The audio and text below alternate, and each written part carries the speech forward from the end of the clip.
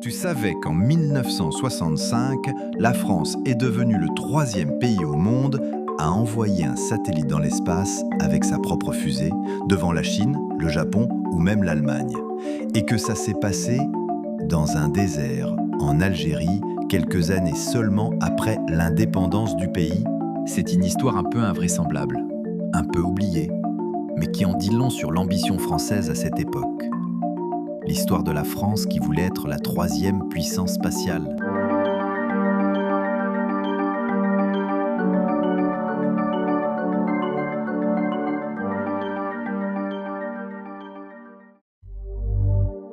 Tout commence à la fin des années 50. Le monde est en pleine guerre froide et dans cette guerre-là, les batailles se jouent aussi dans l'espace.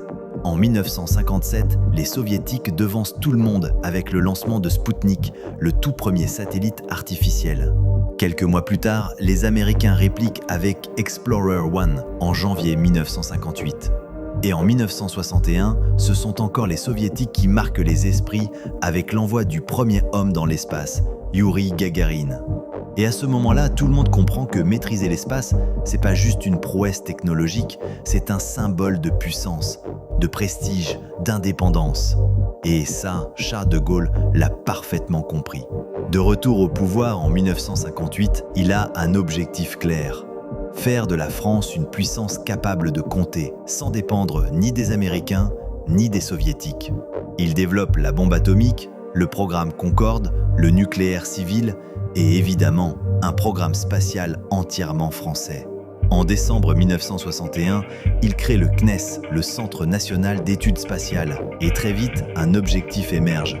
Concevoir une fusée tricolore capable de placer un satellite français en orbite. Ce sera Diamant, une petite fusée de 19 mètres de haut, à 3 étages, dérivée de missiles balistiques français. Elle est légère, modeste, mais elle a tout pour réussir. Sauf qu'il faut un pas de tir. Et à l'époque, le seul site de lancement opérationnel, c'est une base militaire française en plein désert, à Amaguir dans le sud de l'Algérie. Un coin déjà en zone sensible, car l'indépendance de l'Algérie vient juste d'être signée en 1962.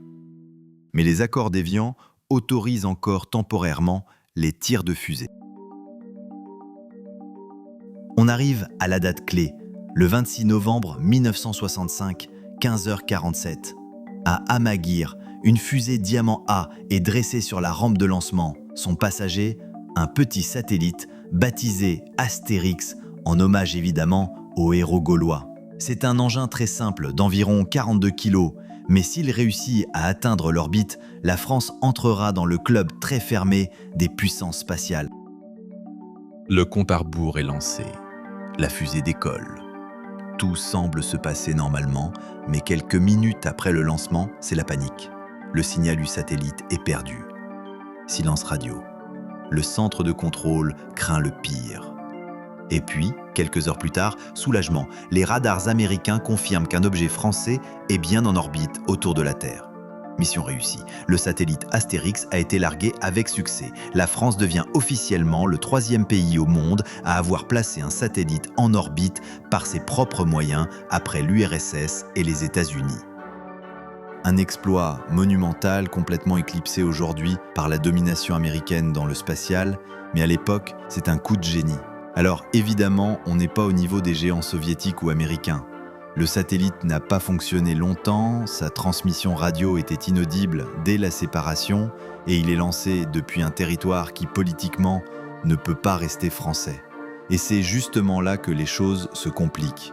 Car en 1967, la France se retire de Amaguir, comme prévu par les accords d'Évian. Il faut trouver un nouveau site de lancement. Le CNES étudie une quinzaine de lieux, les Seychelles, les Antilles, Madagascar, la Polynésie, et c'est finalement la Guyane française qui est retenue. Latitude proche de l'équateur, parfait pour économiser du carburant, présence française stable, accès à la mer, tous les feux sont au vert. En 1964, le président De Gaulle confirme le choix de la ville de Kourou. Sauf que sur place, tout est à faire, il n'y a rien, pas d'aéroport, pas de port, pas d'infrastructure. Il faut tout construire, des routes, des bases, des logements, Des milliers de travailleurs sont envoyés sur place, des habitants sont expropriés, parfois sans indemnisation juste. C'est un chantier colossal.